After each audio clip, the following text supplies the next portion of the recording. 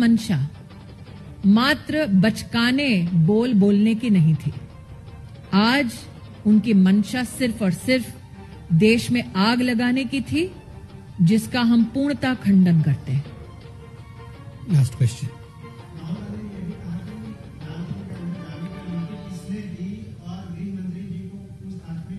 राहुल गांधी व्याकुल हैं कि दिल्ली पुलिस ने शांति का, संयम का प्रदर्शन कैसे दे दिया।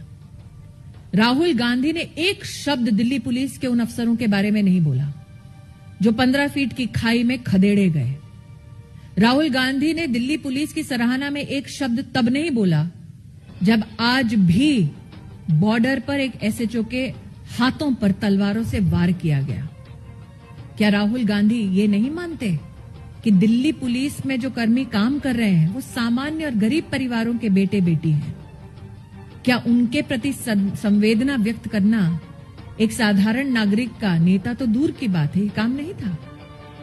राहुल गांधी को दुख इस बात का है कि लाशों का ढेर नहीं बिछा, इसलिए अब वो खुद देश में आग लगाना चाहते हैं।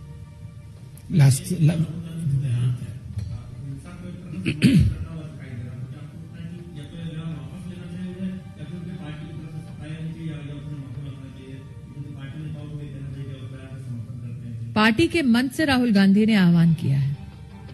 और क्या ये पहली बार है जब कांग्रेस ने निर्दोषों के खूनों से अपने हाथों को रंगने का प्रयास किया है? कांग्रेस का तो इतिहास रहा है कि देश में बांटो लोगों को, आग लगाओ ताकि वो अपनी राजनीतिक रोटियां उस आग पर सेक सके। लेकिन देश की जागृत जनता राहुल गांधी के मंसूबों को कभी भी कामयाब नहीं होने देगी। कांग्रेस के निवर्तमान अध्यक्ष राहुल गांधी की प्रेस वार्ता में राष्ट्र के प्रति उनकी चुनौती को देखा। अपनी प्रेस वार्ता में राहुल गांधी ने अपने 15 साल के राजनीतिक अनुभव को जताते हुए यह ऐलान कर दिया कि 26 जनवरी को जो दृश्य देश ने दिल्ली में देखा, वही हिंसा राहुल गांधी का मानना है कि जल्द ही राष्ट्र के हर शहर, स्लम तक जनता देख पाएगी। भारत की राजनीति में पहली बार शांति का आह्वान करने की बजाय अराजक तत्व देश में आग कैसे लगाएं, उसका आह्वान करते हुए देश ने आज कांग्रेस के एक नेता को देखा। 26 जनवरी में जो घटनाक्रम देश ने देखा, उसमें 300 से ज्यादा दिल्ली पुलिस के अफसर, पर्सनेल घायल हुए। कई मीडिया कर्मियों पर हमले हुए।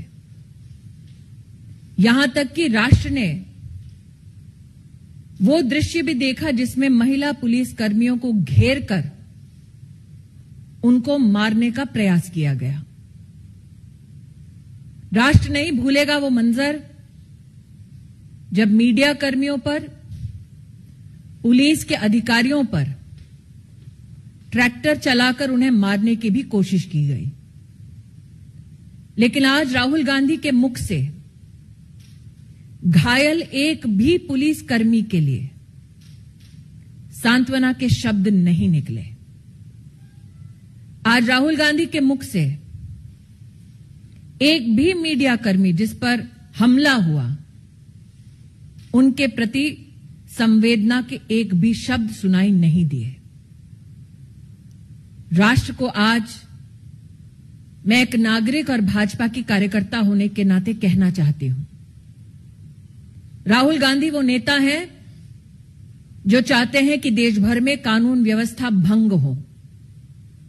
राहुल गांधी वो नेता हैं जो चाहते हैं कि अराजक तत्व देश में न सिर्फ तिरंगे का अपमान करें, बल्कि देश को तोड़ने का भी दुस्साहस करें।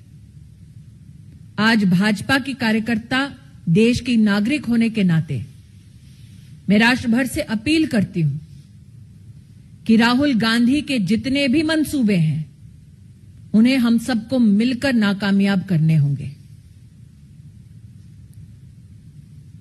Today the country witnessed a call for violence given by the former president of the Congress party, Shri Rahul Gandhi. Exploring the fact, enunciating that he has 15 years of political experience, Mr. Gandhi gave a clarion call for violence across various cities, so much so that he included slums where the poor of our country live. Never before in our democratic history have we witnessed a political leader asking for the fire of violence to spread instead of seeking peace, instead of promoting peace. Mr. Gandhi today declared war upon the Indian people and said that if his political stand is not supported by the Prime Minister of our country, then cities will burn. As a member of the Bharatiya Janata Party, as a citizen of this country, I appeal to every Indian citizen to ensure that Rahul Gandhi's call for violence is met with sustained peace, that Rahul Gandhi's intentions to politically benefit from strife is defeated. What is shocking yet, but expected of Mr. Gandhi, is that over 300 police personnel of the Delhi police who were badly injured did not receive one word of support or consolation from Mr. Gandhi. There were numerous media personnel who were hurt on the 26th of January and the violence that was witnessed by the country at large. Not a word was spoken by Mr. Gandhi in protest against the behavior meted out to female police personnel or those police personnel and media personnel upon whom attacks were undertaken. I reiterate that though Rahul Gandhi will call for violence, we as citizens of India seek your support to ensure peace. Rahul Gandhi is insistent on creating political strife, but we know that the citizens of India under one flag will ensure that law and order is maintained in our country. Thank you so much. And we'll take only limited questions because Smriti ji has to rush for a meeting. So I would request Devendra ji, yes, you wanted to ask something.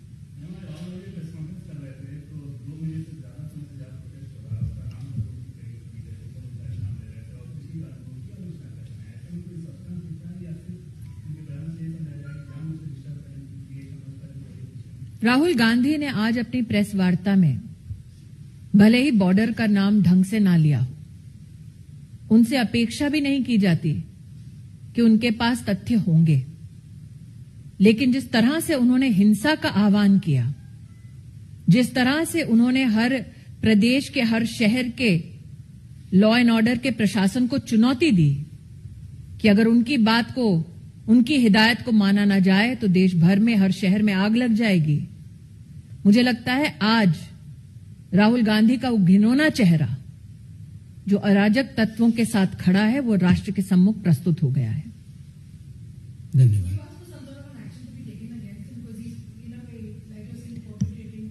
He would want some kind of an action against him so that he can present himself as a political martyr, a person who does not have enough respect for the speech of the Honorable President of India, a person who does not give enough respect to the farming community of our country and is absent from the House when this legislation is discussed, a person who makes merry on taxpayers' time, of course would want such kind of a declaration made by me on this public platform.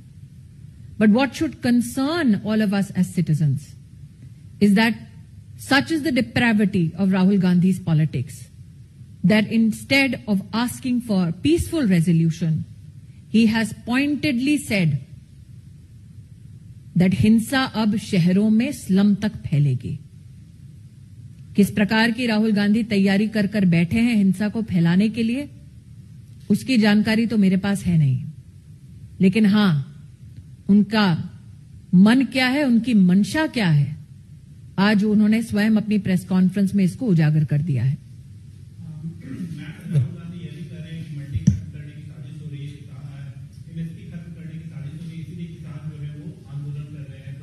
राष्ट्र के इतिहास में सबसे व्यापक MSP का operation आप सबने इस देश में नरेंद्र मोदी जी के नेतृत्व में देखा. मंडी सिस्टम को और सशक्त करने का नरेंद्र मोदी जी का कार्य भी गत 6 वर्षों में आपने देखा. आज स्वयं महामहिम राष्ट्रपति जी ने राष्ट्र को संबोधन में ये दोबारा से प्रतिस्थापित किया कि इन कानूनों के आने से पहले मंडी के साथ साथ कृषि के क्षेत्र में जितनी भी व्यवस्थाएं चल रही थी वो जस के तस आज भी चल रही हैं.